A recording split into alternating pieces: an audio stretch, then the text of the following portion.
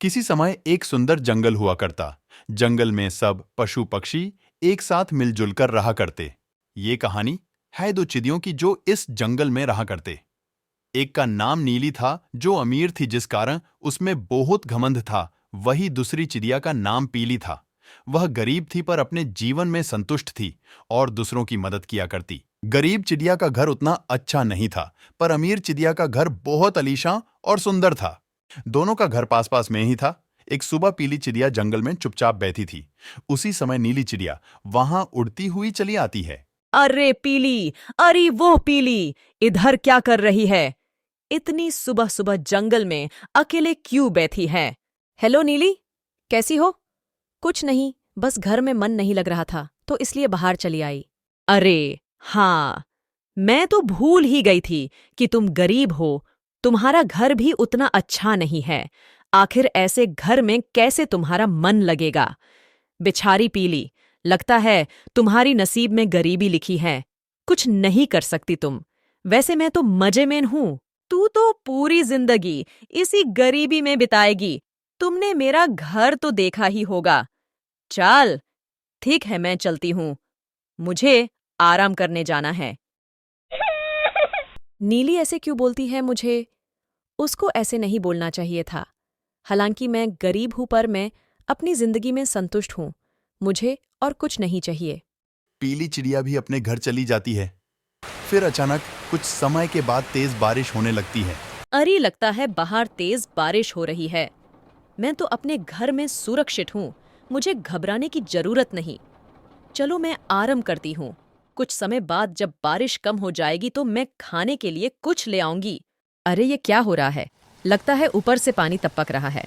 अगर ऐसे ही पानी गिरता रहा तो फिर मेरा घर में रहना मुश्किल हो जाएगा। और फिर ये बारिश और तेज होते जा रही है। पता नहीं कब रुकेगी। अब मैं क्या करूं? मैं कहाँ जाऊं? मेरा क्या होगा? वहन दूसरी और गरीब चिड़िया सोच रही थी। चलो अच्छा हुआ मैं जल्दी घर आ गई, वरना इस बारिश में मुझे भीगना पड़ता। मैं गरीब तो हूं पर मेरे पास खुद का घर है जो मुझे बारिश से बचा लेगा। शुक्रिया भगवान। पीली, अरे वो पीली बहन, तोधा बाहर तो आना। मैं बहुत बड़ी मुसीबत में हूँ। ये तो नीली की आवाज थी शायद। ये मुझे बाहर क्यों बुला रही है? चलो देखती हूँ। क्या हुआ पीली बहन? इतनी तेज बारिश में मुझे बाहर क्यों बुलाया तुमने? कुछ परेशान सी लग रही हो। चलो पहले घर के अंदर चलते हैं। बाकी की बात घर में करेंगे, वरना बारिश में भीग जाएंगे हम। दरअसल पीली, पता नहीं कैसे मेरी घर में पानी टपकने लगा है और बारिश भी इतनी तेज हो रही है।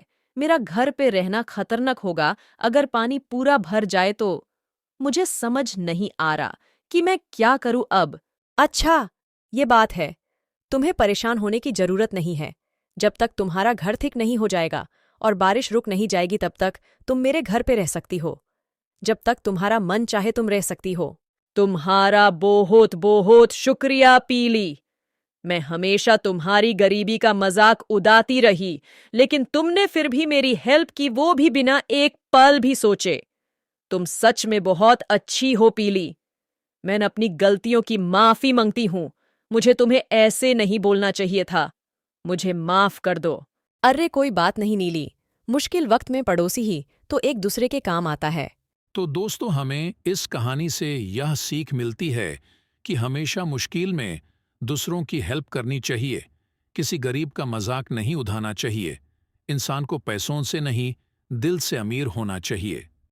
ऐसे ही मज़ेदार कहानियों को देखने के लिए लाइक शेयर सब्सक्राइब करना ना भूलें।